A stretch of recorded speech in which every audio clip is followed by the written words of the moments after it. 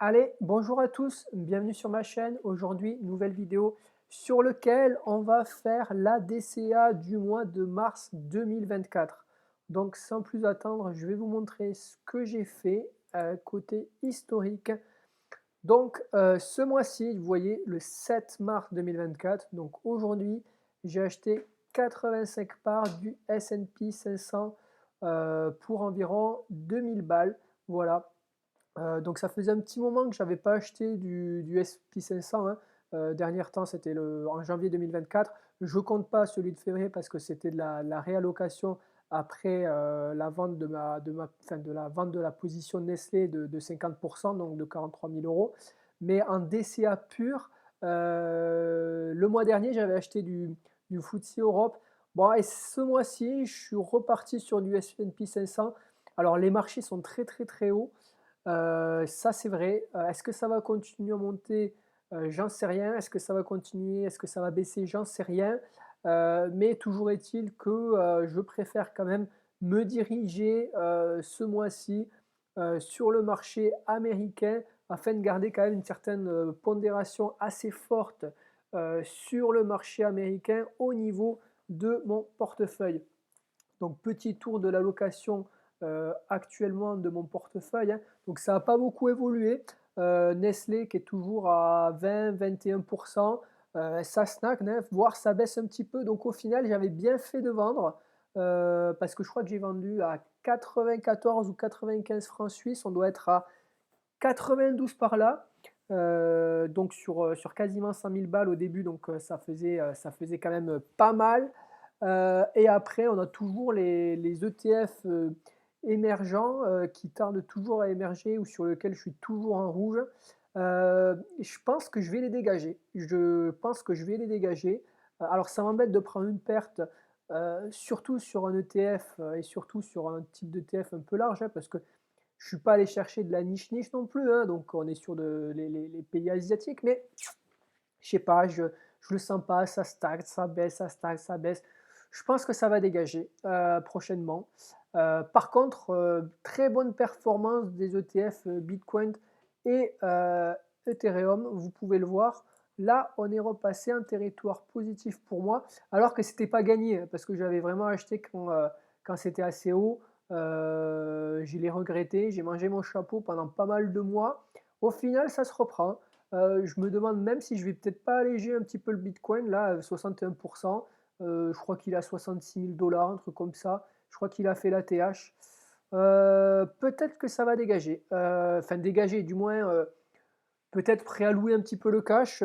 Mais bon, avec le Bitcoin, on ne sait jamais. On ne sait jamais ce qui va se passer. Donc voilà. Pour le Crédit Agricole, la dernière action que j'ai achetée en direct, ça se passe plutôt bien, ma foi. Vous voyez, aujourd'hui, ça performe bien.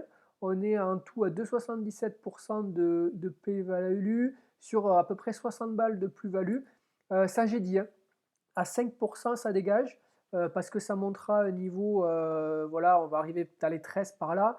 Et je pense que je vais prendre mes bénéfices et on fera de l'allocation différemment. Voilà. Après, dans la dernière vidéo, j'avais parlé du fait que j'allais faire des options pour le côté intellectuel de la chose. Donc là, je suis en train d'ouvrir un compte sur 2 Alors, j'ai pas pris BKR, Interactive Broker, parce que l'interface a l'air vraiment pourrie. Ça n'a pas l'air très très très intuitif et j'ai pas vraiment envie de me prendre la tête sur un courtier ou sur une interface. Donc j'ai pris De Giro, voilà, qui est régulé par la banque néerlandaise, donc ne devrait pas avoir trop de problèmes. Et encore une fois, on va pas mettre beaucoup. On va faire des options du covered call. Donc je suis en train de regarder un petit peu les actions qui m'intéressent pour faire du covered call.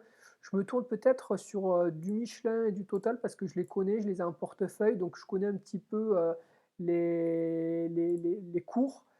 Sinon, voilà, n'hésitez pas à me dire sur quoi ça peut être intéressant de faire du covered call, sachant qu'encore une fois, je veux de la grosse cap et quelque chose où je puisse dormir tranquille. L'idée, c'est faire un petit peu de perf, mais c'est plus pour le côté intellectuel de la chose. Sinon, je regardais Total parce qu'effectivement, il y a il y a du dividende trimestriel, donc c'est assez intéressant d'ajouter au dividende trimestriel des primes. Donc ça fait un petit revenu, donc on est content et ça peut garder le boost, on va dire, et garder la pêche pour investir. Sinon, je regarde du côté plutôt des valeurs américaines, hein, parce que les valeurs américaines, c'est là où il y a du dividende trimestriel, donc ça peut être intéressant. Je sais pas, sur des actions type AbbVie, AbbVie, pardon, des choses comme ça. Verizon peut-être. Après, j'avais regardé Altria mais ça baisse, ça baisse, ça baisse. Donc j'ai peur d'acheter une action qui baisse trop. Donc je vais regarder ça. De toute façon, mon compte est en cours de création. Là, ils m'ont dit qu'ils allaient vite me répondre où on envoie tous les papiers d'identité, etc., etc. Donc ça devrait pas tarder. Donc je pense que d'ici une dizaine de jours, on va pouvoir charbonner sur De Giro, parce qu'il va falloir également qu'on puisse virer les fonds, hein. Il y a un petit peu de latence, hein, c'est pas de l'instantané. Donc je vous tiendrai au courant. Voilà, donc au total, la valorisation de mon portefeuille bourse, hein, c'est à peu près 204 000, enfin 205 000 euros, hein, donc plus de 1000 euros d'ajout. Donc on n'est pas que de la performance, hein, il y a de l'ajout, hein, chaque mois. Donc voilà, c'est pas mal, c'est pas mal, c'est pas mal, ça grossit petit à petit. Voilà.